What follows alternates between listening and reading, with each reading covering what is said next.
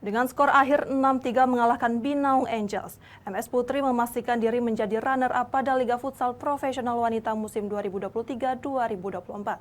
Dengan total poin 21 di bawah Kebumen United, yang terlebih dahulu mengunci posisi puncak klasemen.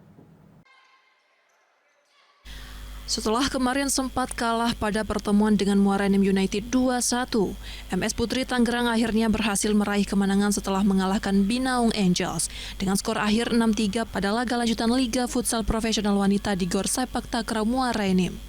Hal ini memastikan MS Putri berada di posisi kedua Liga Futsal Profesional Wanita 2023-2024 dengan jumlah poin 21. Sempat tertinggal 2-0 di awal-awal pertandingan, tim besutan Aris Pratama ini akhirnya bisa merubah keadaan dengan skor 4-2 pada akhir babak pertama. Dengan terus mempertahankan tensi permainan, berkostum hijau-hijau MS Putri yang terus menekan hingga akhir pertandingan, berhasil merubah keadaan secara drastis dengan skor akhir 6-3. Sang kapten Novita berhasil menerjemahkan keinginan pelatih di lapangan dan membawa kemenangan bagi timnya. Gimana?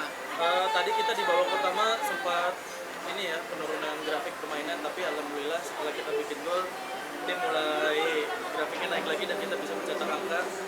Di babak kedua juga sempat kita penurunan konsentrasi lagi karena stamina ya salah satu faktornya, karena kita kemarin juga habis pertandingan yang cukup ketat. Kita masih dalam pemulihan, jadi kita.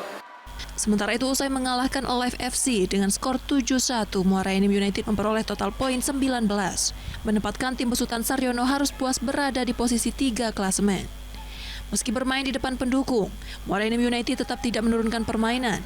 Dari hasil ini, Kebumen United menempati pusat puncak klasemen disusul oleh Malaka Samudra Putri dan Muara Enim United di posisi ketiga.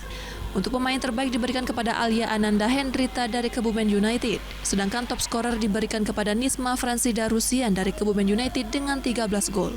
Kali ini dari Muara Enim sangat luar biasa, berhasil mengumumkan masa dan juga membuat acara dengan sangat meriah. Dan tadi juga sudah kita umumkan pemenang untuk Liga Wanita tahun ini, yaitu dari Kebumen. Dari Muara Enim, Edwin Sasatria, iNews melaporkan.